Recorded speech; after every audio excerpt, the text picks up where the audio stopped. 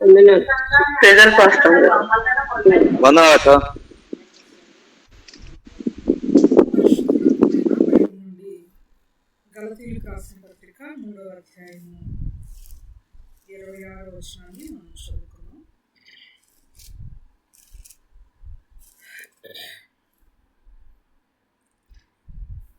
Bible నుండి గలతీయులకు రాసిన పత్రిక 3వ అధ్యాయము 26వ వచనాన్ని నేను చదువుతున్నాను. జాగ్రత్తగా బైబిల్ని పరిశీలించాలని ప్రభు పేరిట మనవి చేస్తున్నాను.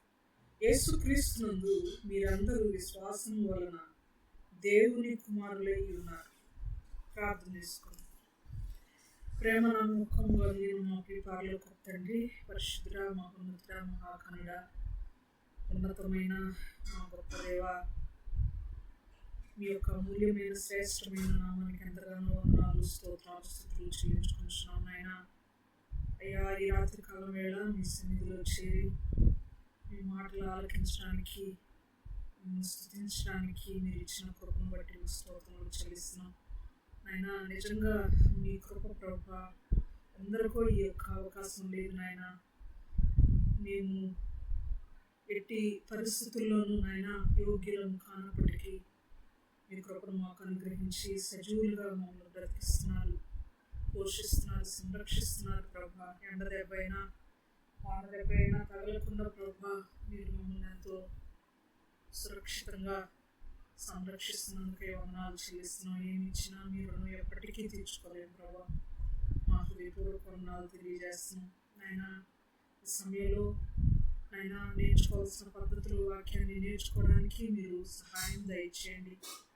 మీ సన్నిధిని మమ్మల్ని జీవించినందుకు స్తోత్రములు ప్రభా. మీరే నన్ను విసులు చాటును దాచి నాయన, నా జ్ఞానము నా మాటలు వద్దు ప్రభా. నేనైతే జ్ఞాని తెలివి తక్కువగాను, దేనికి పనికిరాని ఆయన ఏమాత్రము నిష్ప్రయోజనమైనటువంటి దానం ప్రభా. దయచేసి నన్ను విసులు చాటును ముడిపరచండి. మీరు మాత్రమే నాతో మాట్లాడండి, మాతో మాట్లాడండి ప్రభా. అమూల్యమైనటువంటి నిర్ణయాలు, మంచి ఆత్మీయ సత్యాలు మేము గుర్తెరిగి మీ యొక్క వాక్యం ప్రకారం బ్రతకడానికి, మమ్మల్ని సంతోషపెట్టే జీవితం అనునిత్యము కలిగి ఉండటానికి సహాయం దయచేయమని ప్రార్థిస్తున్నాం అయినా. మీ సహాయాన్ని కోరుకుంటున్నాం ప్రభా. అయ్యా, ఈ సమయంలో మీరంటే గౌరవం కలిగి, భయభక్తులు కలిగి మీ సన్నిధికి ఎంతో శ్రద్ధగా ఆసక్తితో ముందుగా వచ్చిన మీ బిడ్డలందరినీ, వారి కుటుంబం అంతటిని ప్రత్యేకంగా జ్ఞాపకం చేసుకుని బహుగా దీవించండి. రావాల్సిన బిడ్డలను మీ ఆత్మ ప్రేరేపణ చేత నడిపించండి. వారిలో ఒంటరి అయిన వాడు 1000 మంది అవును అని తెలియజేసిన దేవుడు నాయన. ఈ చిన్ని గుంపును మా ప్రభా విస్తారమైన ఆత్మీయ సైన్యంగా తయారు చేయమని ప్రార్థిస్తున్నాం నాయన. అనేక మందికి నాయన ఈ యొక్క ఛానల్ ద్వారా వాక్యం ప్రకటించబడటకు సహాయం దయచేయమని ప్రార్థిస్తున్నాం. సంస్థాన్ని మీ చేతుల్లో పెట్టుకుంటున్నాం ప్రభా. సంస్థాన్ని మీకు అప్పగించుకుంటూ ఆయన సాతానికి అపజయం కలిగించమని, ఈ కూడిక యావత్తు ద్వారా మీకే మహిమ, ఘనత, ప్రభావము చెల్లించుకుంటూ మా ప్రభు మీ ప్రియకుమారుడైన యేసుక్రీస్తు వారి శ్రేష్ఠ నామములో మిక్కిలి వినయంతో ప్రార్థించి బ్రతిమాలి వేడుకొనుచున్నాను తండ్రి. ఆమేన్. ఆమేన్. ఆమేన్. అందరికీ వందనాలు. విజయ్ కుమార్కి వచ్చారా? ఆమేన్. వందనాలక్క.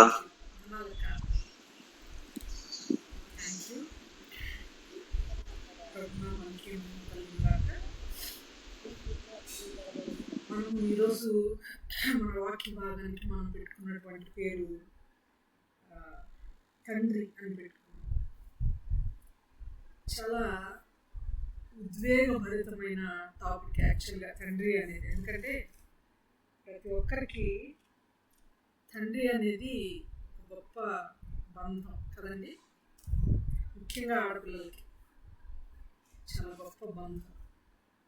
సో ఈ తండ్రి అనేటువంటి అంశాన్ని మనము వాక్యపు వెలుగులో పరిశీలిద్దాము. పరిశీలించే ముందు వాక్యం ప్రకటించబడుతున్నప్పుడు ప్రత్యేకంగా మనకి వాక్యాన్ని మనం అప్లై చేసుకుంటూ ఉండాలి అని ఒకసారి నేను జ్ఞాపకం చేస్తున్నాను. చాలామంది, మనం ఎంత తక్కువ మంది జాయిన్ అయినా పర్వాలేదు, నంబర్ సమస్య కాదు, కానీ వాక్యాన్ని మన జీవితానికి అన్వయించుకోకుండా ఎంతమంది జాయిన్ అయినా ఉపయోగం లేదు.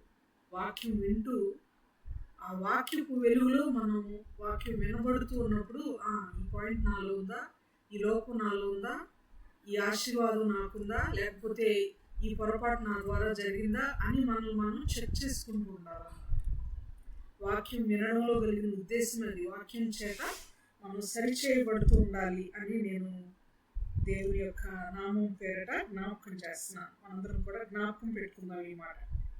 ఇక్కడ గలతీ పత్రిక వివరణలో ఎల్లప్పుడూ మనం వివరించుకుంటున్నటువంటి రీతిగా 3 పార్ట్లు చేసుకున్నాం. మొదటి పార్ట్ ముగించబడింది. మొదటి పార్ట్కి అపోస్తలత్వం గురించి, అపోస్తలుడైన పౌలు గారి యొక్క బోధన గురించి ఆయన వాదించారు.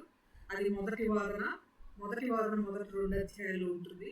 3-4 అధ్యాయాల్లో మరొక వాదన ఉంది. అది ఏమిటయ్యా అంటే మరొక వాదన సిద్ధాంతపరమైన వాదన స్టార్ట్ చేసుకున్నాం. మనం 5-6 అధ్యాయాలకు వెళ్ళినప్పుడు మరొక వాదన గురించి మనం ఆలకిస్తాం. అయితే ఈ 3వ అధ్యాయంలో సిద్ధాంతపరమైన వాదన వాదిస్తూ అనేకమైన లోతైన ఆత్మీయ అంశాల గురించి పౌలు గారు గలతీ సంఘానికి మరలా ఆయన రికలెక్ట్ చేస్తూ బోధిస్తూ ఎన్నో అంశాలను, పాత నిబంధనలోని అనేకమైన అంశాలను ఎత్తి మాట్లాడుతూ ఆయన అంటున్నారు. ఏమనంటున్నారంటే, యేసుక్రీస్తునందు మీరందరూ విశ్వాసము వలన దేవుని కుమారులై ఉన్నారు. దేవునికి కుమారులు ఎలా అయ్యారు మీరందరూ? మనందరం దేవుని బిడ్డలు, మన తండ్రి అయిన దేవుడు అని మనం మాట్లాడుతుంటాం కదా. ఎలా అయ్యాము ఆయన కుమారులము? ఎలా అయ్యాము? దేని ద్వారా అయ్యాము అంటే విశ్వాసము ద్వారా, ఆయన్ని నమ్ముట ద్వారా. ఆయన్ని నమ్మడం అంటే ఏంటి అని ఆలోచన చేస్తే, ఆయన మన కోసం దీనుడిగా జన్మించాడు, రిక్తుడుగా ఈ లోకానికి వచ్చాడు. అంత మాత్రమే కాదు, మన కొరకు మాదిరికరమైన జీవితాన్ని జీవించి అన్యాయపు తీర్పును పొంది మన పాపాలను ఆయన మీద వేసుకుని ఆయన శాపగ్రాహి అయి పాపములను భరించేవాడుగా మరి శిలువ మరణాన్ని పొందాడు. మన నుంచి తిరిగి లేచాడు, మన కోసం స్థలం సిద్ధపరుస్తున్నాడు. ఆయనకు సంబంధించినటువంటి విషయాలన్నిటినీ, ఆయన మన కొరకు చేసినటువంటి ఈ త్యాగం అంతటిని మనం నమ్మడమే, విశ్వసించడం. ఆయన మాత్రమే మనలను మన పాపముల నుండి విడిపించగలడు అని మనం నమ్మడం. ఈ విధంగా నమ్మడం వలన లేక విశ్వసించడం వలన మనం దేవునికి కుమారులమయ్యాము అని పౌలు గారు వండర్ఫుల్ స్టేట్మెంట్ని వారికి జ్ఞాపకం చేస్తున్నాడు. పౌలు గారు గలతీ సంఘానికి జ్ఞాపకం చేయడం మాత్రమే కాదు, కానీ ఎన్నో మార్లు ప్రభువైన యేసుక్రీస్తు కూడా, అనేక మంది భక్తులు కూడా విశ్వాసము వలన మనము దేవుని బిడ్డలము అనే విషయాన్ని వాళ్ళు జ్ఞాపకం చేసినట్లుగా మనం గుర్తు చేసుకున్నాం. ఇక్కడ ఎంత అద్భుతమైన మాట ఉంటుందంటే, యోహాను సువార్తలో 3వ అధ్యాయం 16వ వచనం మనందరికి తెలిసిన మాట. దేవుడు లోకం ఎంతో ప్రేమించును, కాగా ఆయన తన అద్వితీయ కుమారునిగా పుట్టిన వారి యందు విశ్వాసం ఉంచి ప్రతివాడును నశింపక నిత్య జీవం పొందినట్లు ఆయనను అనుగ్రహించెను. ఏ విధంగా ఆయన అనుగ్రహించాడంటే, మనము దేవునికి కుమారులు అవ్వాలంటే దేవుని కుమారుణ్ణి మన కొరకు ఆయన పంపించాడు ఈ లోకానికి. ఆయన యందు మనం విశ్వసించే ముందు ఆయన కుమారుణ్ణి మనకిచ్చాడు. ఇక్కడ ఆలోచన చేస్తే 3:16లో అద్వితీయ కుమారునిగా అనే మాటని జనితైక కుమారుడుగా ఉంటుంది. ఫుట్నోట్లో జనితైక కుమారుడుగా. ఆయన యందు విశ్వాసం ఉంచితే దేవుని కుమారులు మాత్రమే కాదు, కానీ ఇటర్నల్ లైఫ్ని కూడా దేవుడు మనకి ఇస్తాను అంటున్నాడు. ఇక్కడ ఆత్మీయ తండ్రి లేక దైవికమైన తండ్రి, మన పరమ తండ్రి, శాశ్వతమైన మన తండ్రి, ఆయన మనకిచ్చేది ఏంటంటే ఇటర్నల్ లైఫ్, నిత్య జీవము లేక నిత్య జీవితం, ఎల్లప్పుడూ జీవించి ఉండే కృపను ఆయన మనకిస్తున్నాడు. అంతేకాదు ఆయన కుమార్తెలుగా మనము ఉండులాగున ఆయన కృప మనకు దయచేశాడు. అలా ఆయన దయచేయాలంటే మనం చేయాల్సింది ఒకటే, విశ్వసించడం. ఒక డెఫినేషన్ పౌలు గారు మరొక చోట కూడా చెప్తున్నాడు. ఎఫెసీయులకు రాసిన పత్రికలో 4వ అధ్యాయంలో 6వ వచనంలో ఒక మంచి మాట ఉంది, చదువుదామా? ఎఫెసీయులకు రాసిన పత్రిక 4వ అధ్యాయము 6వ వచనం.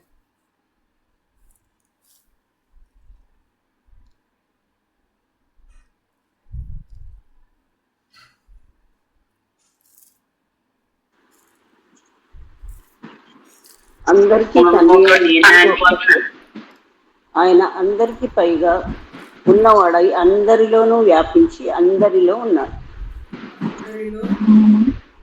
వ్యాపించి అందరికీ తండ్రి అయిన దేవుడు ఒక్కడే. అందరికీ తండ్రి అయిన దేవుడు ఒక్కడే. చాలా యూనిక్ స్టేట్మెంట్ ఇది కూడా.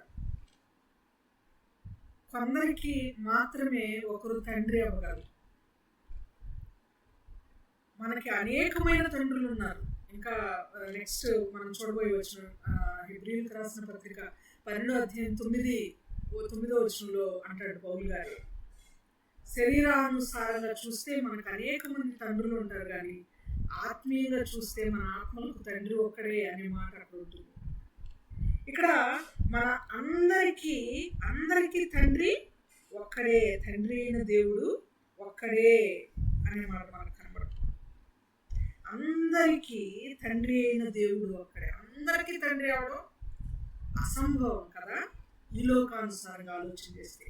కానీ ఆయన మన ఆత్మలకు తండ్రి కాబట్టి, శరీరానికి తండ్రి కాదు, మన ఆత్మలకు తండ్రి కాబట్టి దేవుడు మనందరికీ కూడా తండ్రి. మన ఆత్మలను జీవింపచేయుచున్నవాడు, ఈ భూమి మీదకి మన ఆత్మను పంపించినవాడు, మన ఆత్మను మన శరీరంలో పెట్టినవాడు. యెహోవా, ఆ నరుని ఆత్మ యెహోవా పెట్టిన దీపం. మనందరిలో ఆత్మ అనే దీపమును ఉంచినవాడు. ఆ ఆత్మలన్నిటికీ కాపరి ఆయనే, ఆత్మలన్నిటికీ తండ్రి కూడా ఆయనే. అదే ఆ మాట కూడా చదువుదాము. హెబ్రీ పత్రిక 12వ అధ్యాయం 9 కూడా చదువుకున్నాం.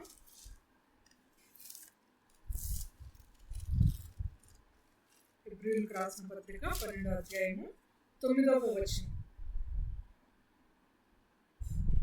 మరియు శరీర సంబంధులైన తండ్రులు మనకు శిక్షకులై ఉండిరి, వారి యందు భయభక్తులు కలిగి ఉంటిమి. అట్లయితే ఆత్మకు తండ్రి అయిన వానికి మరి ఎక్కువగా లోబడి బ్రతుకవలెను కదా. ఆత్మకు తండ్రి అయిన వానికి, ఆత్మకు తండ్రి ఎవరు? మన దేవుడు. ఆయనకు మరి ఎక్కువగా లోబడవలెను కదా అని పౌలు గారు చెప్తుంది. శరీరానుసారమైన తండ్రి కాదు, మనకు అర్థమైంది. మన దేవుని గురించి మాట్లాడుతున్నాడు. ఆయన మనందరికీ తండ్రి. ఆయన మన ఆత్మకు కాపరి, అధిపతి, లేక మన ఆత్మను దయచేసిన వాడు, మన ఆత్మలకు తండ్రి అని మనం వింటున్నాం. అయితే ఒక్కసారి తండ్రి అనే టాపిక్ని బైబిల్ పరంగా మనం ఆలోచన చేస్తే, ఇప్పటి వరకు మనం విన్న దాన్ని బట్టి 2 రకాల తండ్రులు ఉన్నారనేది మనకు అర్థమైంది. ఒకటి శరీరానుసారమైన తండ్రి, 2 ఆత్మలకు తండ్రి, అదే మన దేవుడు. అయితే ముందు మనము ఈ టాపిక్స్లో గలతీ పత్రిక వివరణలో చాలా నిదానంగా అన్నీ కూడా నేర్చుకుందాం. ప్రియులారా, నేను మరలా మీకు జ్ఞాపకం చేస్తున్నాను. దానియేలు గ్రంథంలో ఆల్మోస్ట్ మనం 59 60 61 సెషన్స్ అనుకుంటాను మనం విన్నాం. కానీ దానియేలు గ్రంథంలో 12 అధ్యాయాలు ఉన్నాయి, 12 అధ్యాయాలు ఉన్నాయి. కానీ ఇక్కడ చూస్తే 6 అధ్యాయాలు ఉన్నాయి గలతీ పత్రికలో. దానియేలు గ్రంథంలో ఉన్న సెషన్స్ కంటే కూడా గలతీ పత్రికలో I think more than 100 sessions వస్తాయి అని అయితే నేను అనుకుంటున్నాను. More than 100 sessions. ఎందుకంటే అంత నిదానంగా చాలా లోతైన విషయాలు మనము మనందరం నేర్చుకోబోతున్నాం. అయితే తండ్రి శరీరానుసారమైన తండ్రి ఉన్నాడు, ఆత్మానుసారమైన తండ్రి ఉన్నాడు. ముందు శరీరానుసారమైన తండ్రి గురించి మనం ఆలోచన చేద్దాం. తండ్రి అంటే ఎలా ఉండాలి? బైబిల్లో మాదిరికరమైన తండ్రులు ఉన్నారు, మాదిరికరము కానివారు, మాదిరి కాని తల్లిదండ్రులు కూడా బైబిల్లో ఉన్నారు. కొంతమంది తండ్రులు మనం ఆలోచన చేద్దాం.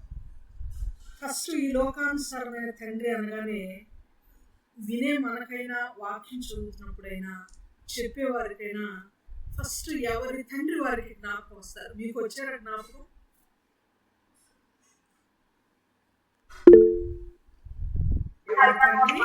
వచ్చారు. మన తండ్రిని ఒకసారి మన మనసులో ఉంచుకొని, అంతేకాదు ఒకవేళ మనము తండ్రి స్థానంలో ఉంటే, ఐ థింక్ ఉన్న వాళ్ళందరూ సిస్టర్సే. బ్రదర్స్కి సంబంధించిన మెసేజ్ ఏమో అని అనుకోబాకండి. తల్లి అయినా తండ్రి అయినా బాధ్యత రీతిగా ఒకటే, ఇద్దరికి ఈక్వల్ బాధ్యత ఉంటాయి బిడ్డల పట్ల. ఒకవేళ తల్లిదండ్రుల స్థానంలో మనం ఉంటే మనల్ని కూడా మనసులో పెట్టుకొని ఈ వాక్యాన్ని ఆలకిద్దాం. మొట్టమొదటిగా ఒక తండ్రి గురించి మనం ఆలోచించేద్దాం. ఆది కాండము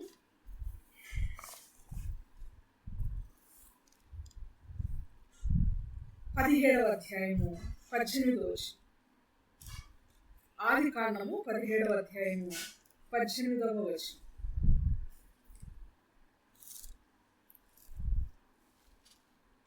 అబ్రహాము, ఇస్మాయిలు నీ సన్నిధిని బ్రతుకును అనుగ్రహించుము అని దేవునితో చెప్పగా అంటారండి.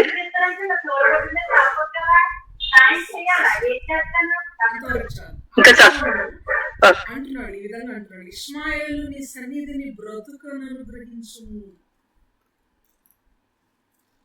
ఈ టాపిక్ ఇంతకు ముందు కూడా నేను ఒకసారి వివరించినప్పుడు చాలా క్లియర్గా చెప్పాను, మరలా రిపీట్ చేస్తున్నాను. ఇక్కడ సందర్భం ఏంటంటే, తండ్రి అయిన దేవునికి అబ్రహాంకి మధ్యలో సంభాషణ జరుగుతుంది. వాళ్ళిద్దరు మాట్లాడుకుంటున్నారు.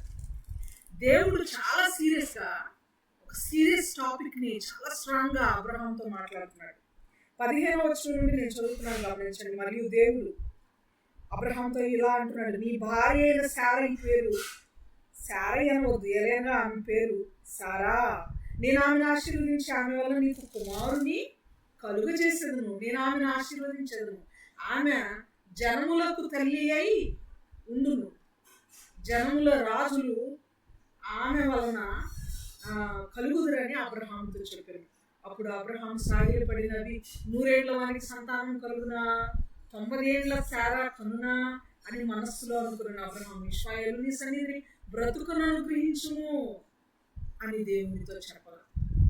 ఇంకా ఇస్సాకు పుట్టలేదు. ఈ సందర్భంలో చాలా జాగ్రత్తగా ఆలోచిద్దాం. ఇస్సాకు ఇంకా పుట్టలేదు. అబ్రహాంకి పుట్టక ముందు, నీ భార్య గర్భవతి అయి నీకు కుమారుని కంటుంది, శారా నీకు కుమారుని కంటుంది. ఇక్కడ నుండి ఆమెను శారయ్య అనవద్దు, ఆమె శారా. ఎందుకంటే జనములకు ఆమె తల్లి, అనేకమైన రాజులు ఆమెలో నుండి వస్తారు అని మాట్లాడుతూ ఉన్నాడు.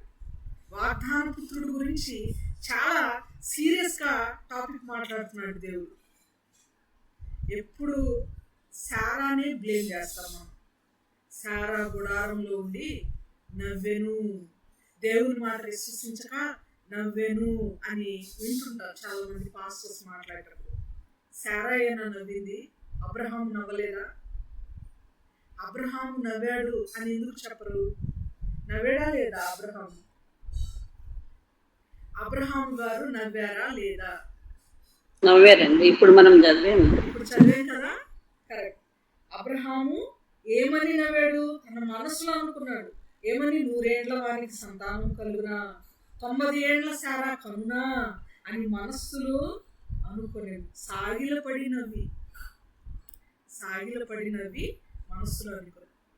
ఇక్కడ మనం గుర్తుపెట్టుకోవాలి, విశ్వసించక నవ్వలేదు వాళ్ళు దేవుని యొక్క శక్తి సామర్థ్యాలను నమ్మక నవ్వడం కాదు. ఇది విశ్వాసులకు తండ్రి. ఆయన విశ్వాసులకు తండ్రి. చాలా ఆదర్శ దంపతులు. అబ్రహాము శారా అంటేనే ఆదర్శ దంపతులు.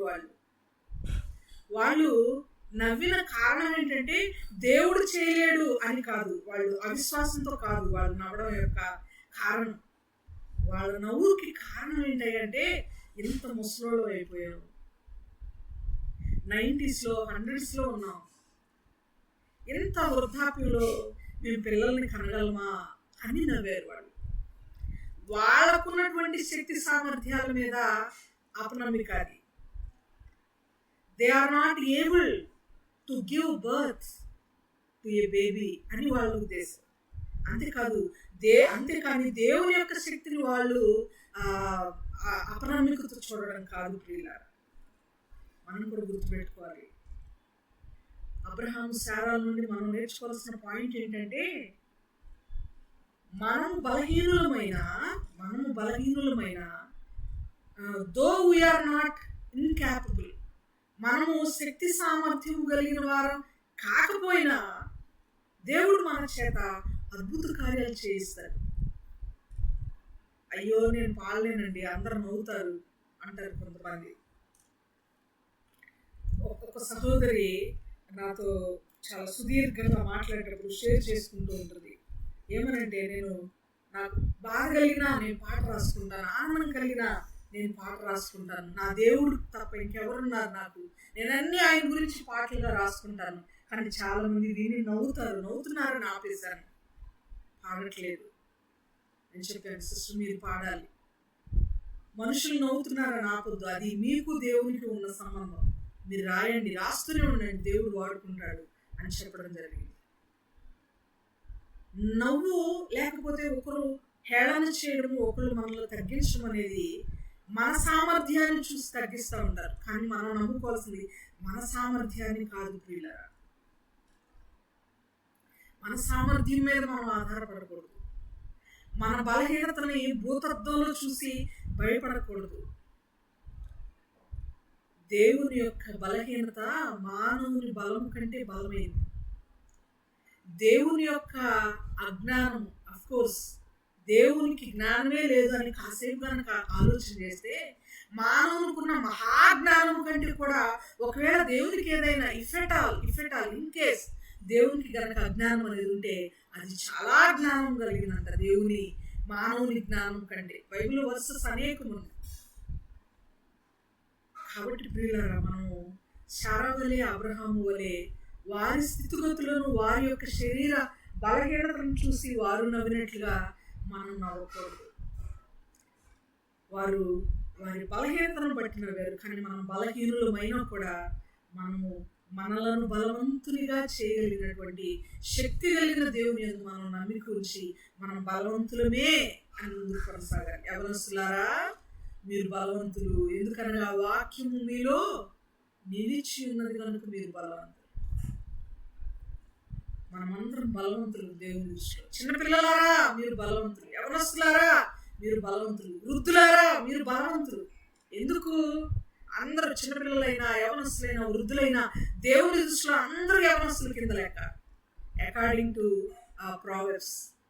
ఎందుకంటే పక్షిరాజు యవనము మరలా తిరిగి కొత్తదయ్యే విధంగా ఆత్మీయ జీవితంలో విశ్వాసుల యొక్క యవనం కూడా, యవనం ఇన్ ద సెన్స్ ఆత్మీయ యవనం, ఆత్మీయ జీవితం ఎప్పుడు కూడా రెన్యూవల్ అవుతూ ఉండాలి.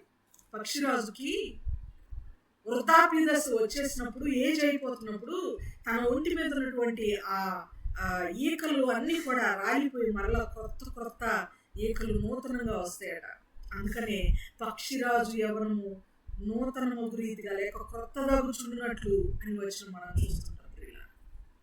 సో మనందరం కూడా బలవంతులం అని గుర్తుపెట్టుకోవాలి. ఇంతకీ ఇంత సీరియస్గా వాగ్దాన పుత్రుడు నీకు నీ భార్యకు, నువ్వు పెండ్లాడి చేసుకున్నటువంటి నీ భార్యకు పుట్టబోయే సంతానం గురించి సీరియస్గా దేవుడు మాట్లాడుతుంటే అబ్రహాము సాగిలపడి నవ్వి మనసులో నేను నా భార్య కనగలమా అని అనుకొని దేవునికి ఏం అప్పీల్ చేస్తున్నాడు చూడండి. అబ్రహాము, ఇష్మాయేలు నీ సన్నిధిని బ్రతుకను అనుగ్రహించుము.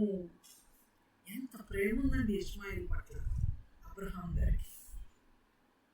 ఇష్మాయేలు కూడా అబ్రహాం కుమారుడే కదా, అబ్రహాం సంతానమే,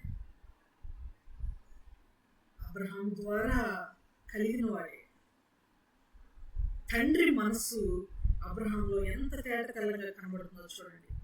తండ్రి ఏమనుకుంటున్నాడు ఇక్కడ, అబ్రహాం ఏమనుకుంటున్నాడు ఇష్మాయేలు గురించి? దేవా, నా కుమారుడైన ఇష్మాయేలును నీ సన్నిధిలో బ్రతుకును అనుగ్రహించు. ఎంత గొప్ప ప్రార్థన ఇది, ఎంత గొప్ప ప్రార్థన ఇది, ఎంత గొప్ప ప్రార్థన. మనం ఎప్పుడైనా నీ సన్నిధిలో బ్రతుకును అనుగ్రహించు, నీ సన్నిధిలో బ్రతుకును అనుగ్రహించు. నీ సన్నిధిలో చిరకాలము జీవించే కృపను దయచేయి. నీ సేవలో అనుక్షణము కొనసాగే కృపను దయచేయి. వాళ్ళు ఏ స్థితిలో ఉన్నా సదాకాలం నీ సేవలో కొనసాగే కృపను దయచేయి. నీ సన్నిధిని బ్రతుకును అనుగ్రహించు అని మన పిల్లల గురించి మనం కనుక ప్రార్థించి ఉంటే డెఫినెట్లీ మనం అబ్రహాము కుమార్తెలమే. డెఫినెట్ గా దేవుడు చాలా సంతోషిస్తాడు మన ప్రార్థనను బట్టి. అఫ్ కోర్స్ నేను నమ్ముతున్నాను, ఇక్కడ ఉన్న ప్రతి ఒక్కరు కూడా అలా ప్రార్థించేవారని నేను నమ్ముతున్నాను. ఆ విధంగా ప్రార్థించాలి. తండ్రి ఏమనుకోవాలి? తన కుమారుడు దేవుని సన్నిధిని బ్రతకాలని. ఎఫెసు పత్రికలో అంటాడు, తండ్రులారా మీ కుమారులకు కోపము రేపవద్దు. వాళ్ళు చావాలని అసలే కోరొద్దు. కుమారులు చాలా మంది ఇబ్బంది పెట్టే కుమారుల్ని మనం చూస్తుంటాం. మ్యాక్సిమం అనకూడదేమో, బహుశా ఈ మాట విలేజెస్ అని అనకూడదు. ఎందుకంటే విలేజెస్ లోనే కాదు, సిటీస్ లో కూడా కుమారులు అనేక మంది తండ్రులను ఇబ్బంది పెడుతున్నటువంటి వాళ్ళు ఉన్నారు. తండ్రులను బూతులు మాట్లాడే కుమారులు ఉన్నారు. తండ్రులను కొట్టే కుమారులు ఉన్నారు. తండ్రులను నిందించే కుమారులు, క్వశ్చన్ చేసే కుమారులు ఉన్నారు. అసలు నువ్వేం చేసావు మా కోసం అని ఎదిరించే కుమారులు, అవమానించే కుమారులు ఉన్నారు. తండ్రులను బయటికి పంపించేసే కుమారులు ఉన్నారు. వాళ్ళ ఇంట్లో ఉంచుకోరని కుమారులు ఉన్నారు లోకంలో. ఇక్కడ తండ్రి అంటున్నాడు, నా కుమారుడు నీ సన్నిధిలో బ్రతుకును అనుగ్రహించు. కుమారుడు బ్రతకాలని కోరుకునేటువంటి తండ్రి. చాలా మంది కుమారులను ద్వేషించే తండ్రులు కూడా ఉంటారు. చావురా, అసలు నా మాట వినట్లేదు, నువ్వు అసలు ఇంట్లో ఉండొద్దురా, నా ఆస్తిలో చిల్లిగా కూడా నీకు ఇవ్వనురా అని ద్వేషంగా మాట్లాడే తండ్రులు కూడా ఉంటారు. కానీ అబ్రహాము నుండి మనం నేర్చుకోవాల్సిన మాట, నా కుమారుడు నీ సన్నిధిని బ్రతుకును అనుగ్రహించును. పాయింట్ నెంబర్ 1గా దీన్ని మనం పరిగణిద్దాం. అబ్రహామును మనం చూసాం, కొడుకు బ్రతకాలని కోరుకునే తండ్రి. బ్రతకాలని అనడం కంటే దేవుని సన్నిధిని బ్రతకాలని కోరుకునే తండ్రి. Point number 1. తర్వాత మరొక తండ్రి ఉన్నాడు. అబ్రహాముది పాజిటివ్ అప్లికేషన్ అయితే మన పాఠానికి ఈరోజు మనం నేర్చుకునే వాక్యంలో అబ్రహాము పాజిటివ్ అప్లికేషన్గా మనకి కనబడుతుంటే, మరొక వ్యక్తి ఉన్నాడు, ఆయన కొంచెం నెగిటివ్ అప్లికేషన్గా మనకు కనబడతాడు. మరి ఎవరో కాదు, ఇస్సాకు గారు. ఎవరు ఇస్సాకు? ఎవరు ఈ ఇస్సాకు గారు? అబ్రహాం కుమారుడు. ఎవరి గురించి అయితే ఇప్పుడు దాకా మనం మాట్లాడుకున్నామో, గొప్పగా అబ్రహాం గురించి, ఏ కుమారుడు గురించి దేవుడు సీరియస్ గా మాట్లాడుతున్నాడో అబ్రహాము, అతని కుమారుడు ఇస్సాకు. ఇస్సాకు గారు ఎలా ఉన్నారంటే, తన కుమారుడు ఎవరో గ్రహించలేని స్థితిలో ఉన్నాడు. కంటి చూపు లేనందువల్ల. అఫ్ కోర్స్ అక్షరార్థం మనం ఆలోచించాలి, అంతరార్థం కూడా, ఆత్మీయార్థం కూడా డెఫినెట్ గా మనకు అవసరం. అక్షరార్థంగా బైబిల్ లిఖిత పూర్వకంగా, లేకపోతే అక్షరాన్ని తీసుకుని మనం అర్థం చేసుకుంటే, కన్ను దృష్టి మందముగా ఉన్నందున, కంటి చూపు సరిగ్గా లేనందున గుర్తుపట్టలేకపోయాడు. దాన్ని పెద్ద తప్పుగా మనం పరిగణించాల్సిన అవసరం లేదు. కానీ ఎంతమంది తండ్రులకు దృష్టి సరిగ్గా కనబడుతున్నా కుమారుడు ఏ స్థితిలో ఉన్నాడో కనిపెట్టలేని తండ్రులు ఎంతమంది ఉన్నారు ఈ లోకంలో. కనిపెట్టలేని తల్లులు ఎంతో మంది ఉన్నారు ఈ లోకంలో. వచ్చిన చదువుకొని వివరంలో మనం వెళ్దాం. ఆది కాండం 27వ అధ్యాయము 18వ వచనం. ఎంత చక్కగా కోయిన్సిడెన్స్ గా ఉన్నాయి. ఆది కాండం 17:18లో అబ్రహాం గారు కనపడుతుంటే, ఆది కాండం 27:18లో ఇస్సాకు గారు కనపడుతున్నారు. చదువుదామా?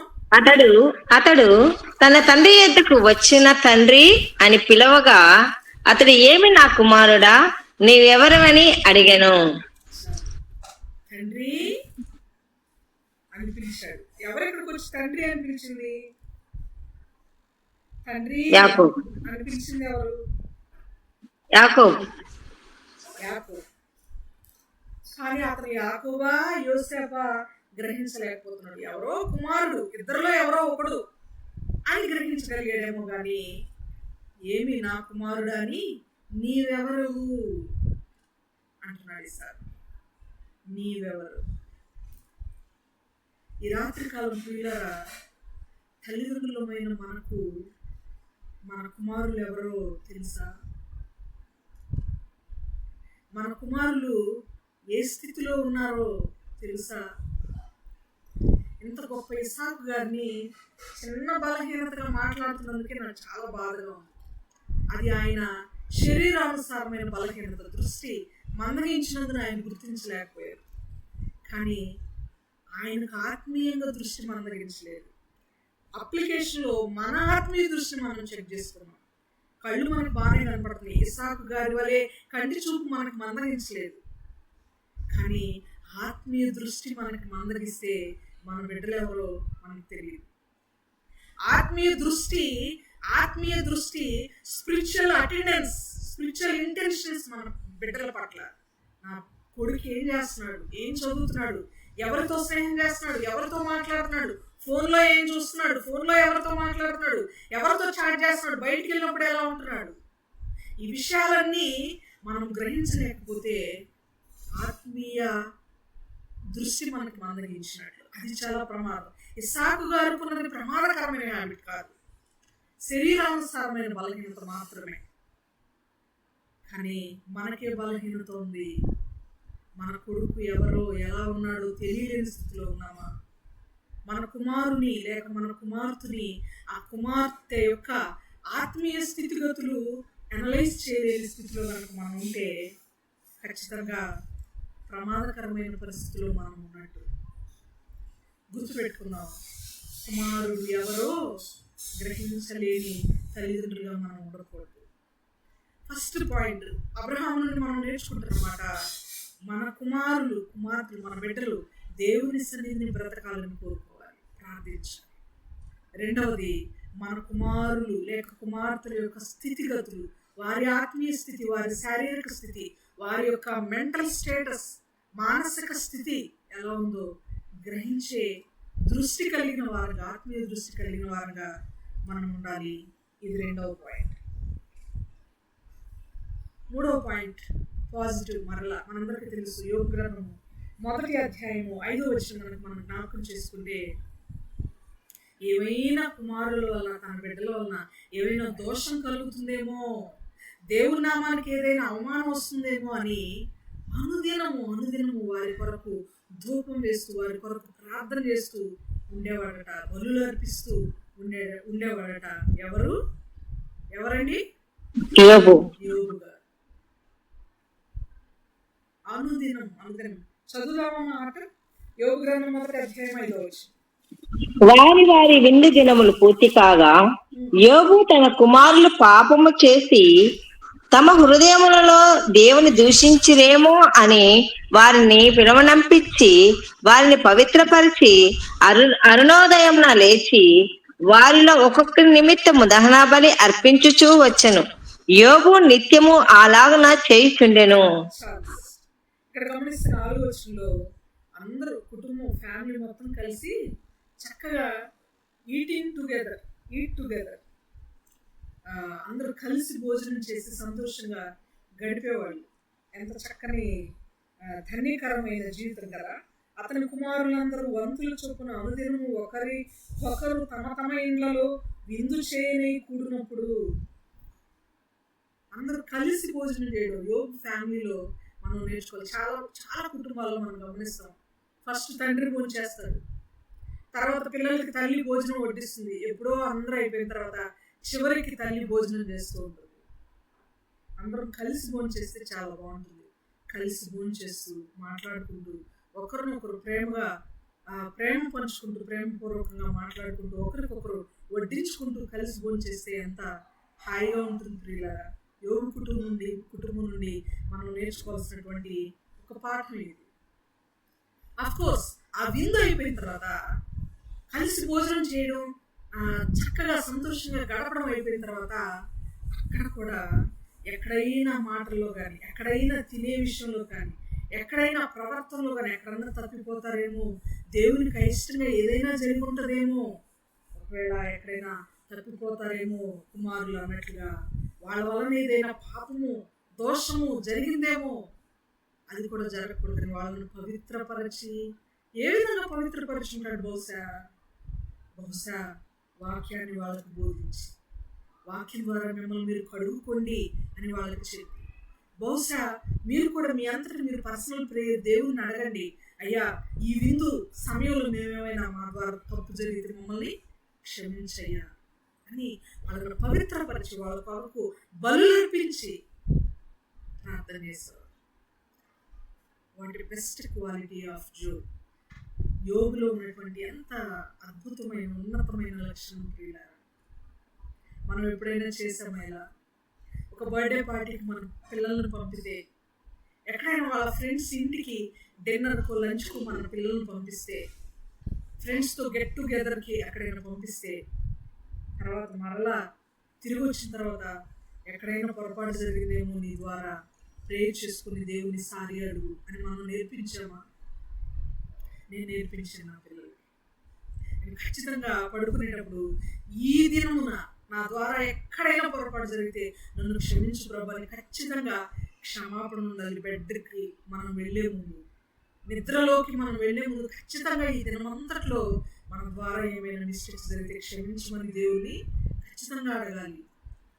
ఈ దినమంతా జరిగిన మేలు కొరకు ఖచ్చితంగా స్తోత్రం చెప్పాలి, దేవునికి థ్యాంక్స్ చెప్పాలి. నీ చిత్తమైతే ప్రభా మరొక దినం నాకు, మరొక ఉదయం నేను చూసేలాగా నాకు సహాయం చేయి, మరలా ఉదయాన్నే లేచి మొట్టమొదట నిన్ను మాత్రమే నేను స్తుతించేలాగా నాకు సహాయం దయచేయి అని చెప్పి ప్రార్థించి పడుకోవాలి అని చెప్పి నేను నేర్పించాను నా పిల్లలకి. యోబు గారు ఎంత గొప్ప ధన్యకరమైన జీవితాన్ని జీవిస్తున్నారు, ఎంత మంచి తండ్రిగా, మాదిరికరమైన తండ్రిగా మనకు కనబడుతున్నాడో ఆలోచించాను ప్రియులారా. పిల్లలను సరిచేసే తండ్రి ఎలా ఉండాలి? దేవుని సన్నిధిలో బ్రతకాలని కోరుకోవాలి. తండ్రి ఎలా ఉండాలి? కుమార్తెలు మన బిడ్డల స్థితిగతులు ఎలా ఉన్నాయో గమనించి ఒక అబ్జర్వర్గా, వాచ్మెన్ అంటే ఇంటి కాపలాదారుడు అని కాదు, ఇంట్లో ఏం జరుగుతుందో ఏం జరగకూడదో అన్ని సమంజసంగా జరుగుతున్నాయా లేదా కూడా చూసుకునేవాడు. అబ్జర్వర్, మేనేజర్, తండ్రి లేక తల్లి. నేను తండ్రిని కాదు, నాకు కాదు ఈ వాక్యం అని మనం అనుకోవడానికి వీల్లేదు. మనకు కూడా తండ్రి ఇంట్లో లేని పరిస్థితులు ఎవరు చేయాలి? అబ్జర్వేషన్ తల్లి చేయాలి. ఖచ్చితంగా ఇద్దరికి చెందినటువంటి వాక్యం ప్రియులారా. ఎలాంటి తండ్రి అంటే బిడ్డలను సరిచేసి పవిత్రపరిచే తండ్రి, బిడ్డలను పవిత్రపరిచే తండ్రి. తర్వాత ఇది 3వ పాయింట్గా మనం పరిగణిద్దాం. యోగ గ్రంథం 1వ అధ్యాయం 5వ వచనంలోనిది 3వ పాయింట్గా మనం గమనిద్దాం. చివరి పాయింట్కి నేను వెళ్తున్నాను, ఈ దినానికి చివరి పాయింట్. మరొక తండ్రి ఉన్నాడు, ప్రాణం పెట్టాలనుకునేటువంటి తండ్రి. ఎవరో చెప్తారా?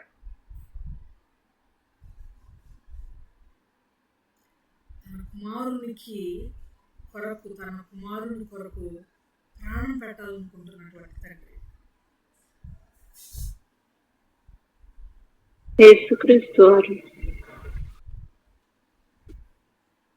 యేసుక్రీస్తు వారు కుమారుని కొరకు ప్రాణం పెట్టారా? ఒక్కడేనా యేసుక్రీస్తుకి? కుమార్తెల కొరకు, అందరి కొరకు. యేసుక్రీస్తు వారు కాకుండా మరొకరు ఉన్నారు, దావీదు.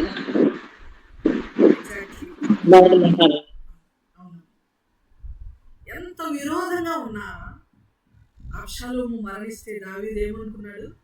ఏమని కేకలు పెట్టి ఏడ్చాడు? నా కుమారుడా అబ్షాలోమా, నా కుమారుడా అబ్షాలోమా, నీకు బదులుగా నేను మరణించి ఉన్నా. ఎంత ప్రేమ! కుమారుడు విరోధిగా మారినా ప్రేమ ఉంది. అభిషేక్కి, యోవాబుకి తన సహోదరుడైన అభిషేకి మరియు ఇత్తయి అనేటువంటి ఈ ముగ్గురికి కూడా ఆజ్ఞాపించి పంపించాడు. యుద్ధం జరిగేటప్పుడు నా కుమారుడైన అబ్షాలోంకి ఏం జరగకూడదు, జాగ్రత్త సుమి, అందరికి వినపడేలాగా వార్నింగ్ ఇచ్చి పంపించాడు. అయినా యోవాబు చంపేశాడు అతన్ని. మస్తకి వృక్షపు ఆ ఓడలకు తల చిక్కుకొని వెరలాడుతుండగా, ప్రాణం ఉండగానే చంపేశాడు యోవాబు.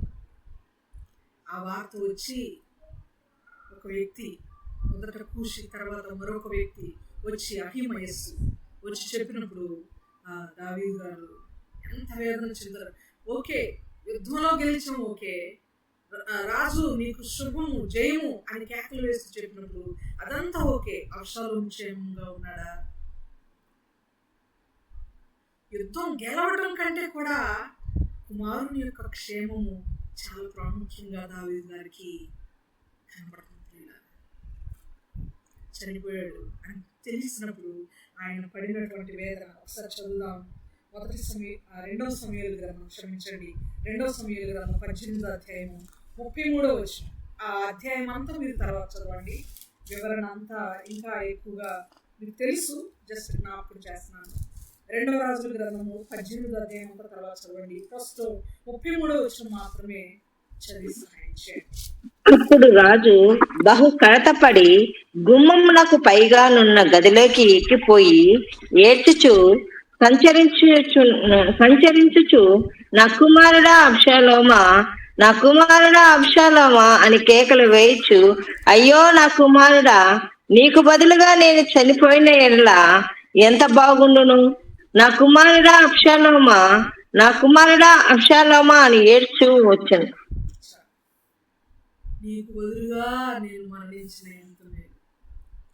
కుమారుడు బ్రతికుండాలి అని కోరుకుంటున్నాడు, తను మరణించినా పర్వాలేదు అని కోరుకుంటున్నాడు. ఎంతమంది ఉన్నారు ఈ రోజుల్లో తల్లిదండ్రుల? బహుశా ఉన్నారు. బిడ్డల కొరకు ప్రాణం పెట్టేంతగా శ్రమపడే తల్లిదండ్రులు ఉన్నారు మన కుటుంబాల్లో. బిడ్డలు క్షేమంగా ఉండాలని కోరుకునే తల్లిదండ్రులు ఉన్నారు. దావీదైతే బ్రతకాలి, కుమారుడు బ్రతికి ఉంటే ఎంత బాగుందో అని తనకు బదులుగా తన కుమారుడికి బదులుగా తన ప్రాణం పోయిన పర్వాలేదు అని ఏడ్చినటువంటి తండ్రి. వికృతమైన ప్రేమ కలిగినటువంటి వాడు దావీదు అబ్షాలోము పట్ల. వికృతమైన ప్రేమ కలిగిన వాడు. మనందరికీ తెలిసిన విషయమే కాబట్టి ఎక్కువగా నేను దాన్ని లోతుకు వెళ్ళట్లేదు. కొంచెం సమయం మిగిలి ఉంది కనుక మరొక పాయింట్ చెప్పుకుందాం. ఇది చాలా దినాలు కంటిన్యూ అవుతుంది తండ్రి అనే టాపిక్, కానీ మరొక పాయింట్ తెలియజేయాలనుకుంటున్నాను. అదేంటంటే, కుమారుడు దూరం అవ్వకూడదని బాధపడే తండ్రి ఒకరున్నారు. ఎవరో చెప్తారా? పాత నిబంధనలో ఒకరున్నారు, క్రొత్త నిబంధనలో కూడా ఉన్నారు. ఇంకా ఆలోచన చేస్తే చాలా మంది మనకి కనిపించవచ్చు. ప్రాముఖ్యంగా అయితే ఇద్దరు ఉన్నారు. కుమారుడు దూరం అవ్వకూడదు అని ఆలోచన చేస్తే తండ్రి. పాత నిబంధనలు ఎవరు, క్రొత్త నిబంధనలు ఎవరు? పాత నిబంధనలో యాకోబు, కొత్త నిబంధనలో తప్పిపోయిన కుమారుడుగా ఉన్న తండ్రి. తప్పిపోయినప్పుడు తండ్రి. క్రొత్త నిబంధనలో తప్పిపోయిన కుమారుడు. ఎక్సలెంట్ అక్క, అది కరెక్ట్ ఆన్సర్. పాత నిబంధనలో యాకోబాక?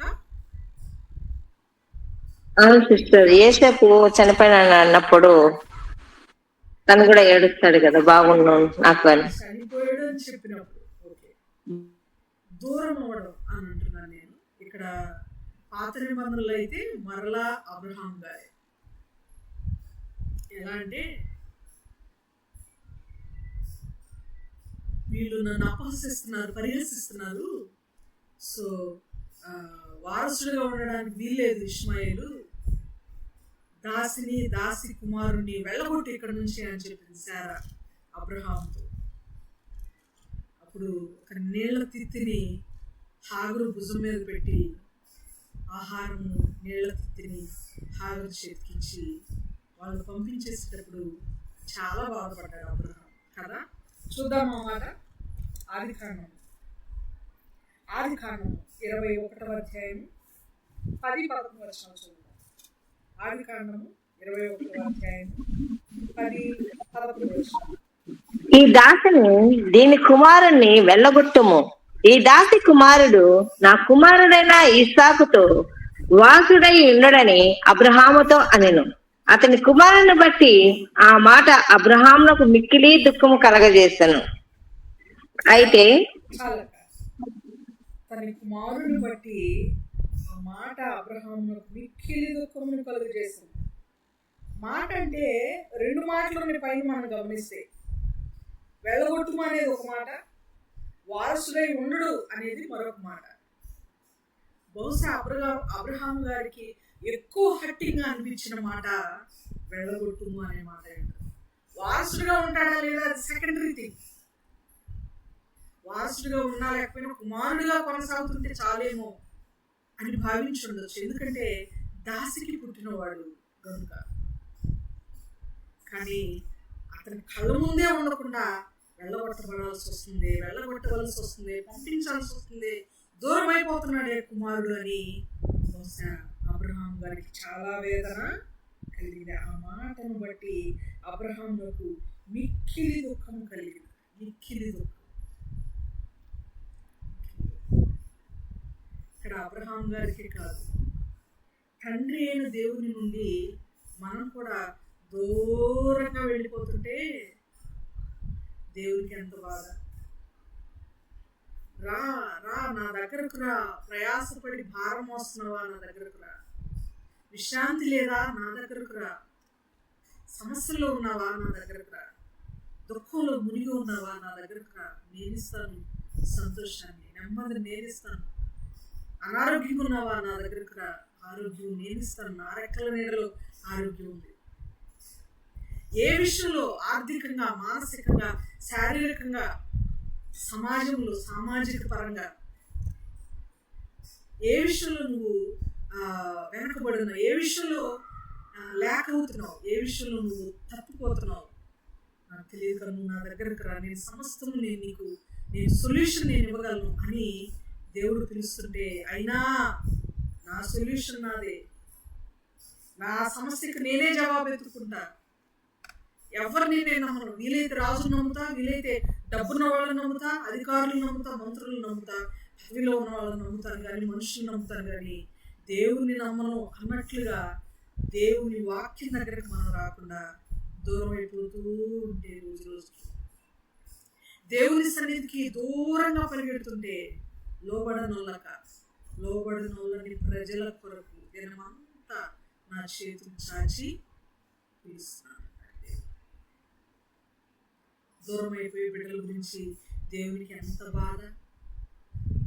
దేవుని సన్నిధిలో గడపలేని వారి కొరకు, దేవుని ఆశ్రయించని వారి కొరకు, దేవుని ఇంకా విశ్వసించని వారి కొరకు, దేవునికి అయిష్టమైన పాపభరితమైన లోకంలో మునిగి తేలుతున్న వారి కొరకు దేవునికి ఎంత బాధ ఉంటుంది, వారి గురించి ఎంత వేదన ఉంటుంది ఆలోచించారు. దూరం అయిపోతున్న కుమారుని బట్టి వేదన చెందే తండ్రి. తండ్రికి ఉన్నటువంటి మనసులో ఎన్ని లక్షణాలు మనకు కనబడుతున్నాయో చూద్దాం. ఎన్ని లక్షణాలు కనబడుతున్నాయో చూద్దాం. చివరిగా విజయ్ కుమార్ సిస్టర్ జ్ఞాపకం చేసినట్టు తప్పిపోయిన కుమారుడు ఎంత గొప్ప మనసు అండి. ఇది మనసు గురించి రోజంతా వివరించినా సరిపోదు. చాలా ఆల్మోస్ట్ అందరికి ఇష్టమైనటువంటి గొప్ప అంశం తప్పిపోయిన కుమారుడు. చూద్దాం లోకస్వార్త మొత్తం చదవకపోయినా అక్కడక్కడ కొన్ని వచనాలు, అద్భుతమైన పదాలు ఉన్నాయి ఆ పాఠంలో. అవి జ్ఞాపకం చేసుకుని ఈనాటి పాఠాన్ని ముగించుకున్నాం. లోకస్వార్త 15వ అధ్యాయం 11 నుండి 32 వచనాల వరకు ఆ సందర్భం ఉంటుంది.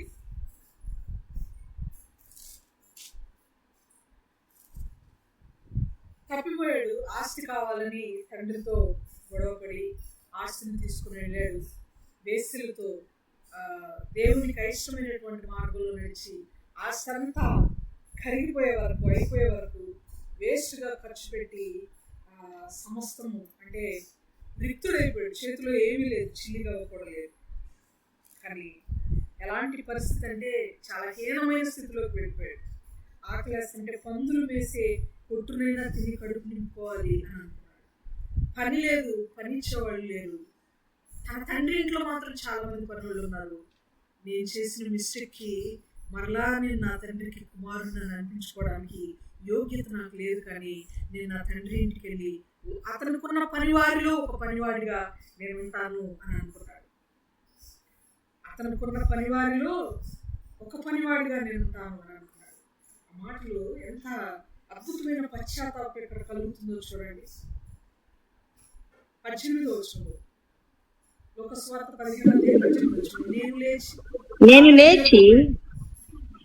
నేను లేచి నా తండ్రి ఎదుకు వెళ్ళి, తండ్రి, నేను లోకమునకును విరోధముగాను నీ ఎదుటను పాపము చేసి తిని, ఇక మీదట నీ కుమారుడని అనిపించుకున్నటకు యోగ్యుడు కాను.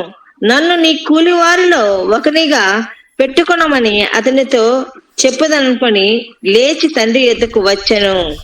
17వ వచనంలో కూడా అయితే బుద్ధి వచ్చినప్పుడు వాడు ఏమొచ్చింది? తప్పిపోయినా ఏమొచ్చింది? ఇతనికి బుద్ధి వచ్చి. తప్పిపోవడం సహజం మానవునికి. ఎవ్వరు గొప్పవాళ్ళు కాదు. Nobody is perfect on the earth. భూమి మీద ఎవ్వరు పర్ఫెక్ట్ కాదు. యాకోబు పత్రికలో 3వ అధ్యాయం 2వ వచనంలో ఏమంటాడు? యాకోబు గారు అంటున్నటువంటి మాట ఏంటి? మనమందరము అనేక విషయంలో తప్పిపోవచ్చు. 53వ యెషయా గ్రంథం 53వ అధ్యాయంలో కూడా మనము గొర్రెల వలె ప్రతివాడును తనకిష్టమైన త్రోవకు తొలగిపోయేను. త్రోవ తప్పిన వారు మనం మార్గము విడిచిన వారు, దారి తొలగిన వారు, మనం పర్ఫెక్ట్ కాదు, తప్పిపోయిన వారు. తప్పిపోవడం సహజమే, కానీ తప్పిపోయిన తర్వాత ఉండాల్సిన గొప్ప లక్షణం ఏంటంటే బుద్ధి తెచ్చుకోవడం. ఈ తప్పిపోయిన కుమారుడు అద్భుతమైన విషయం ఈయన జీవితంలో జరిగింది ఏదంటే, ఫస్ట్ బుద్ధి లేదు అతనికి. బుద్ధి లేదు కాబట్టే తండ్రితో గొడవపడి వాదన పడి ఆస్తినంతటిని పంచువు అని అడిగి మరి తీసుకొని తండ్రికి దూరంగా వెళ్ళిపోయాడు. దేవుని ఆస్తి అంతా మనకు కావాలి. ఆయన ఫ్రీగా ఇచ్చే గాలి కావాలి, వర్షం కావాలి, ఎండ కావాలి, భూమి కావాలి, ఆకాశం కావాలి. ఆయన సృష్టించిన సూర్యుడు కావాలి, ఆయన సృష్టించిన చంద్రుడు కావాలి. అన్ని వనరులు దేవునివి ఉచితంగా చాలా లగ్జరీగా మనం వాడుకుంటున్నాం. కానీ దేవుడు మాత్రం మనకొద్దు. దేవుని సన్నిధి మాత్రం మనకొద్దు. దేవుని ప్రెజెన్స్లో గడపడం మాత్రం మనకొద్దు అన్నట్టుగా దేవునికి మాత్రం దూరంగా ఉండదు. దేవుడు సృష్టించిన ప్రతిదీ మనకు కావాలి, దేవుడు మాత్రం మనకొద్దు అన్నట్లుగా దూరంగా వెళ్ళిపోతున్నాం. తప్పిపోయిన కుమారుని వలె దూరంగా వెళ్ళిపోయినందువలన, దేవునికి దగ్గరగా లేనందువలన ఎన్నో ఎన్నో ఇబ్బందులు కదా. దేవుని ప్రెజెన్స్ మనలో లేనందు, మన గృహంలో దేవుని సన్నిధి లేనందువల్ల, ప్రార్థన లేనందువలన, విజ్ఞాపన లేనందువలన ఎన్నో సమస్యలు కదా, ఎన్నో ఇబ్బందులు. అయినా మనకి ఏమి రావట్లేదు? బుద్ధి రావట్లేదు. బుద్ధి రావడం లేదు. ఇతనికైతే బుద్ధి వచ్చింది. అయితే బుద్ధి వచ్చినప్పుడు వాడు అన్నం సమృద్ధిగా ఉంది, కూలి వాళ్ళకి లేకపోతే పని వాళ్ళకి పని సమృద్ధిగా ఉంది. నా తండ్రి దగ్గర అన్నం సమృద్ధిగా ఉంది, పని సమృద్ధిగా ఉంది. అన్నము పని రెండు ఏంటంటే శారీరకంగా, ఆర్థికంగా, అన్ని విధాలుగా తండ్రి దగ్గర ఉంటే కుమారుడు అనిపించుకుంటాడు. మెంటల్ పీస్, అది మానసిక ప్రశాంతత, నెమ్మది కదండి, ధన్యత కదా కుమారుడు అనే హక్కు కలిగి ఉండడం. పని సమృద్ధిగా ఉంది, అన్నం సమృద్ధిగా ఉంది. ఇప్పుడు ఏమి సమృద్ధిగా లేదు? తండ్రికి దూరం అవడం వల్ల అన్నం సమృద్ధిగా లేదు. శరీరానుసారమైన కష్టాలు, భౌతిక కష్టాలు, పని సరిగ్గా లేదు, ఉద్యోగం లేవి, ఏం చేయాలో ఎటు వెళ్ళాలో, ఒకవేళ ఉన్న ఉద్యోగంలో పీస్ ఉండదు. ఎందుకంటే దేవుని సన్నిధికి దగ్గరగా లేమా. ఇవన్నీ వెలితి. దేవుని కుమార్తెలు అనేది ధన్యకరమైన జీవితం కూడా లేదు. దూరంగా బ్రతుకుతున్నాం కదా, ప్రార్థన లేదు కదా. ఇలాంటి స్థితిగతులు ఉంటే మనకి బుద్ధి రావాలి, తప్పిపోయిన కుమారుడికి వచ్చినట్లుగా అయితే బుద్ధి వచ్చినప్పుడు వాడు అనుకుంటున్నాడు, నా తండ్రి దగ్గర అనేక మంది పని వాళ్ళు ఉన్నారు, వాళ్ళకి పని సమృద్ధిగా ఉంది, అన్నం సమృద్ధిగా ఉంది, నేను ఎలాగూ నా తండ్రి దగ్గరికి వెళ్ళి అయ్యా నేను నీ కొడుకుని మళ్ళీ తిరిగి వచ్చానని చెప్పలేను, ముఖం చల్లదు.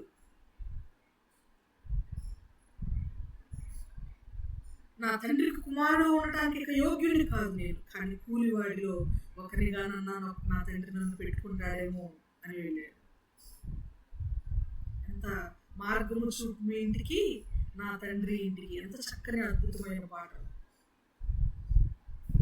అయ్యా తప్పించు, నా తప్పైపోయింది, నన్ను క్షమించు అని మరలా మార్గంలోనికి వెళ్ళడం.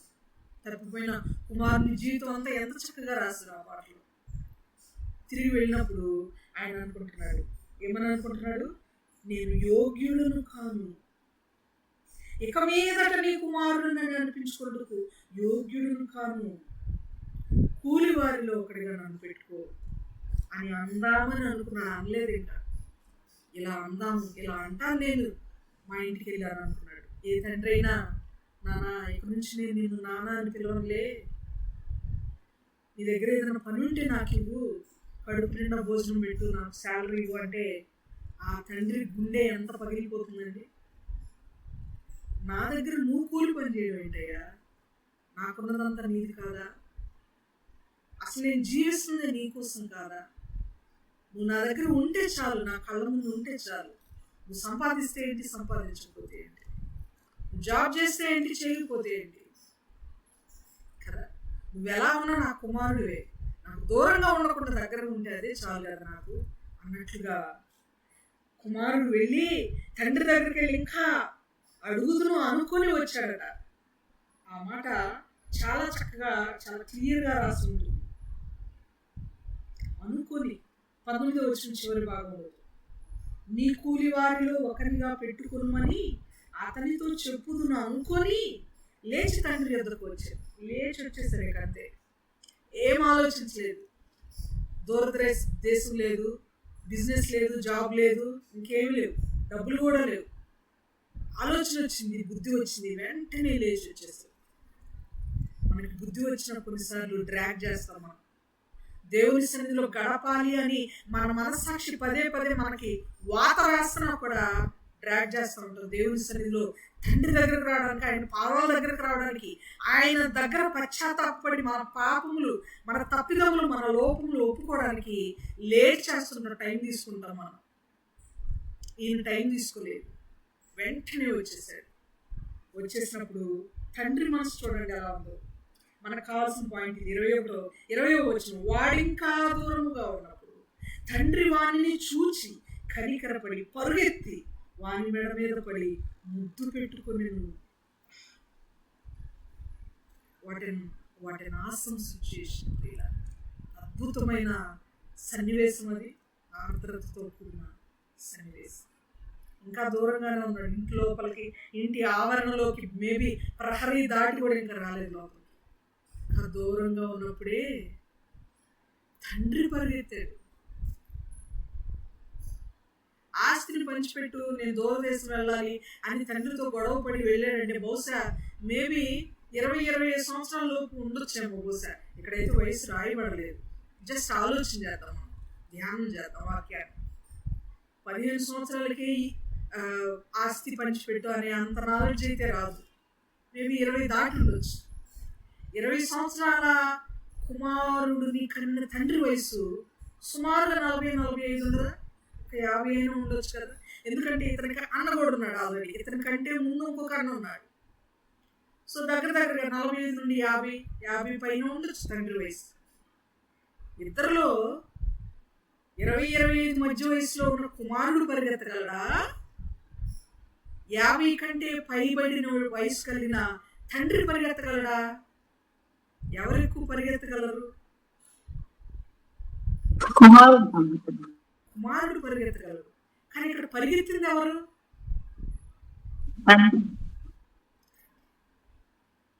గుర్తుపెట్టుకోవాలి, తండ్రి ప్రేమలో ఉన్న ఏమంటారు దాన్ని, తండ్రి ప్రేమలో ఉన్న ఆతృతతో కూడిన ప్రేమ. కుమారుడు ఇంకా దూరంగా ఉండగానే అయ్యా వచ్చేసావా, నా బిడ్డ, నా కొడుకు నా దగ్గరకు వచ్చేసావా అని ఇంకా దూరంగా ఉన్నప్పుడు పరుగెత్తి వాని మెడ మీద పడి ముద్దు పెట్టుకున్నాడు. దేవుడు కూడా మన నుండి ఎక్స్పెక్ట్ చేస్తుంది ఏంటో తెలుసా? మనకి బుద్ధి రావాలని. రెండవది, బుద్ధి వచ్చిన వెంటనే ఆయన దగ్గరకు మనం రావాలి. ఆయన దగ్గరకు మనం వచ్చిన తర్వాత మనం క్షమాపణ అడగాలను, ఆయన కాళ్ళ మీద పడాలను, మన తప్పులన్నీ ఒప్పుకోవాలని ఎంత ఎక్స్పెక్టేషన్ కాదు. అసలు ఆయన దగ్గరకు వస్తే చాలు, క్షమించాలి, నా దేవుణ్ణి నేను క్షమించమని అడుగుతాను అని మనం ఫీల్ అయిన వెంటనే దేవుడు మనల్ని క్షమిస్తాడు. నోట నుండి మాట రాక మునిపే మన మనసుని ఎరిగిన దేవుడు ఆయన. ఎంత గొప్ప ప్రేమ కలిగిన తండ్రి అండి తప్పిపోయిన కుమారుని యొక్క తండ్రి. తండ్రి ఎవరో కాదు, మన దేవుడు. తప్పిపోయిన కుమారుడు ఎవరో కాదు, మనమే. ఎవరో కాదు, గొప్ప ప్రేమ కలిగినటువంటి తండ్రి, క్షమించే తండ్రి, క్షమించే తండ్రి, చేర్చుకునే తండ్రి, ప్రేమించే తండ్రి. టైం అయిపోయింది. లక్షణాలన్నీ తండ్రికి ఉండాలి. తండ్రి స్థానంలో లేక తల్లి స్థానంలో మనం ఉంటే ఈ లక్షణాలు మనకు ఉన్నాయా? మన మనస్సాక్షి ఎస్ ఉన్నాయి అని చెప్తే సంతోషం. ఒకవేళ ఎక్కడైనా లేకపోతే ఈ రోజే ఉండే విధంగా ఈ రోజు నుండైనా ఇలాంటి తండ్రిగా మనం ఉండాలి. బిడ్డల పరిస్థితులు స్థితిగతులు కనిపెట్టే తండ్రిగా, బిడ్డలు దేవుని సన్నిధిలో ఎదగాలని ప్రార్థించే తండ్రులుగా, బిడ్డలు మనకు దూరం కాకూడదని ప్రార్థించే తండ్రులుగా, తల్లులుగా, అంతేకాదు క్షమించే తల్లులుగా, తండ్రులుగా, ప్రేమించి హక్కును చేర్చుకునే తండ్రులుగా మనం ఉండాలి. బిడ్డల కొరకు ప్రాణం పెట్టే అంత ప్రేమ కలిగిన తండ్రులుగా మనం ఉండాలి. మీరు ఆలోచన చేయండి, ఇంటికి వెళ్ళిన తర్వాత, అఫ్కోర్స్ ఇంట్లోనే ఉన్నారనుకోండి, ప్రార్థన అయిపోయిన తర్వాత ఈ ప్రతి తండ్రిలో దేవుడు ఆత్మీయంగా మనకు కనబడుతుంటాడు, తొలికిసలాడుతుంటాడు. ఈ లక్షణాలన్నీ దేవుళ్ళు ఉన్నాయి, మన దేవుళ్ళు, మన తండ్రి అయిన దేవుళ్ళు. According to Ephesians chapter 4 and 6 చదువుకున్నాం కదా. మనందరికీ తండ్రి ఒక్కడే. బైబిల్లో ఒక అద్భుతమైన మాట కూడా ఉంది, నెక్స్ట్ వీక్ నేను వివరిస్తాను అది ఇంకా వివరంగా. సామెతల గ్రంథం 17వ అధ్యాయం 6వ వచనం అనుకుంటాను. ఎస్, 6వ వచనం. 6వ వచనంలో తండ్రులే కుమారులకు అలంకారం. తండ్రులే కుమారులకు అలంకారం. కుమారులు తండ్రులకు కిరీటము. తండ్రులకు వారి కుమారులు అంటే మనవళ్ళు కిరీటం అంట తాతయ్యలకి. కానీ తండ్రులు మాత్రం వాళ్ళ కొడుకులకి వాళ్ళే అలంకారం. ఒకవేళ కుమారుల స్థానంలో కుమార్తెల స్థానంలో ఉంటే మనం గుర్తుపెట్టుకోవాలి, మన తండ్రే మనకు అలంకారం. చిన్నప్పటి నుంచి గుర్తు తెచ్చుకుని ఒకసారి మనం ఎరేజర్ కొనుక్కోవాలన్నా మన తండ్రే ఇవ్వాలి. తల్లి మాటలతో ఆహారం వండి పెట్టడంతో దీంతో మనకి ప్రేమ చూపించింది. కానీ మనకి పెన్సిల్ కావాలన్నా, ఎరేజర్ కావాలన్నా, పెన్ను కొనివ్వాలన్నా, మన స్కూల్ ఫీజు కట్టాలన్నా, యూనిఫామ్ కొనాలన్నా, బైక్ మీద బయట తిప్పాలి అన్నా కదండి, సైకిల్ మీద మన తల్లిదండ్రులు సైకిల్ మీద మనల్ని ఎక్కించుకొని వెళ్ళాలన్నా, మనల్ని స్కూల్లో జాయిన్ చేయాలన్నా, ప్రతి విషయంలో తండ్రి తండ్రి తండ్రి ఎంత బాధ్యత వహించుంటాడు మన తండ్రి మన జీవితంలో. మన తండ్రి మన ఉనికండి, మన తండ్రి మన అడ్రస్. మన తండ్రి లేకపోతే మనం లేని గుర్తుపెట్టుకోవాలి. మన తండ్రి అయితే పేదవాడు అయి ఉండొచ్చు, కానీ మన తండ్రి మనకి ది బెస్ట్ పర్సన్ జీవితంలో. బాధ్యత కలిగిన తండ్రుల్ని మనం ప్రేమించాలి, ఎందుకంటే వాళ్ళే మనకి అలంకారం. మనకి ఏ ఆభరణాలు లేకపోయినా పర్వాలేదు, కానీ మన ఫాదర్ మనకి అలంకారం. మిగిలిన వచనాలు తండ్రి గురించినటువంటి మరికొన్ని అంశాలు మనం నెక్స్ట్ సెషన్లో ప్రభు చిత్తమై నేను సజీవుల సంఖ్యలో ఉంటే మనం మాట్లాడుకుందాం. తండ్రిగా తల్లిగా మనము ఈ బాధ్యతలన్నీ కలిగి ఉన్నామా లేదా, మన తండ్రి మన పట్ల ఎలాంటి బాధ్యతలు కలిగి ఉన్నాడా లేదా అని ఆలోచించేద్దాం. ఒకవేళ మనం ఏదైనా మార్చుకోవాల్సి ఉంటే నేర్చుకోవలసి ఉంటే నేర్చుకుందాం, మార్చుకుందాం. వాక్యపు వెలుగులో మనం సరి చేసుకుని దేవుని సన్నిధిలో ముందుకు కొనసాగుదాం. దేవుడి కొద్ది వాక్యాన్ని మనందరి కొరకు దీవించి ఆశీర్వదించుగాక. ఆమేన్. ఆమేన్.